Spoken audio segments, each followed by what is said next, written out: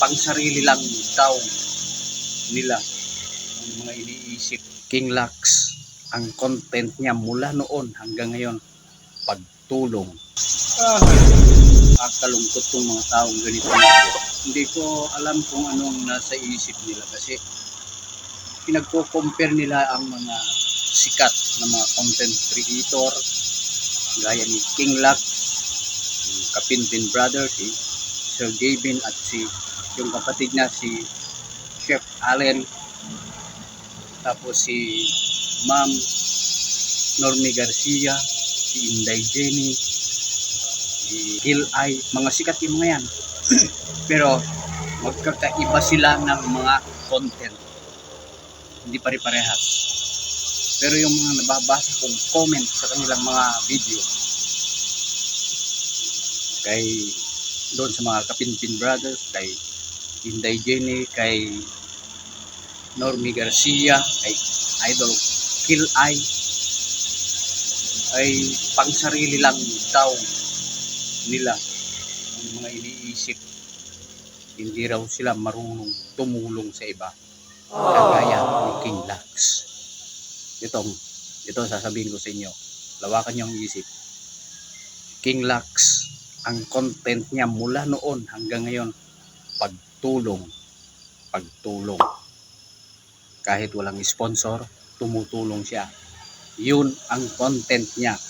Sila, yung Kapinpin Brothers, Normie Garcia, Inday Jenny, Kill Ay, iba ang kanilang mga content.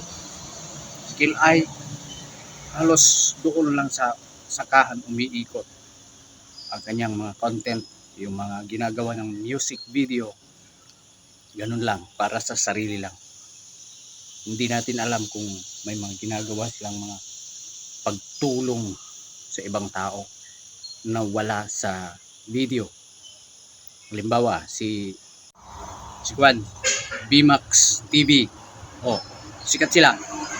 Napakasikat sa YouTube at saka sa Facebook.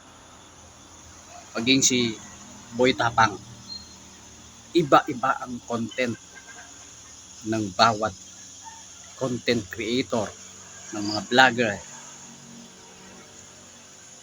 Siguro ay tumutulong sila pero hindi naka-upload. Tapos sasabihin ng mga nanonood, pang sarili lang yung iniisip, hindi kayo marunong tumulong. Nasa kanila na yun kung tutulong sila o hindi. Bakit pilitin mo sila na tulungan ka? Sino ba ang may obligasyon na tulungan ka? Yung sarili mo mismo, tulungan mo ang iyong sarili. Huwag mong iasa sa ibang tao. Ay, naku po naman. Kasi kayo, iniisip ninyo pagkasikat, malaki ang kinikita, ay ipamimigay na lang niya. Nang ganun na lang, ng libre. Kung kani-kanino, hindi ganon. Hindi ganon. Puyat ang pinaghihirapan ng kalaban nila yan. Puyat ang kalaban ng mga content creator. Pagod. Si Beatmaster, napakasikat nun. Pero iba ang content niya. Si Boss Toyo, nagtitinda ng mga gold. Pero may mga ginagawa siyang pagtulong, pero hindi lahat ng video niya ay pagtulong. Kaya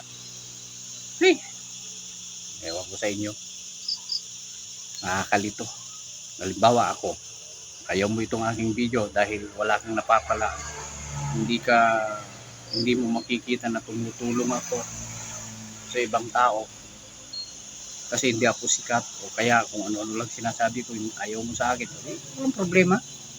Ayaw mo sa akin, sige, sibat na dyan, please. Ganun lang yun. Huwag ka nang magsalita ng kung ano-ano, huwag ka nang mag-iwan ng mga comment na gayahin mo si ganito.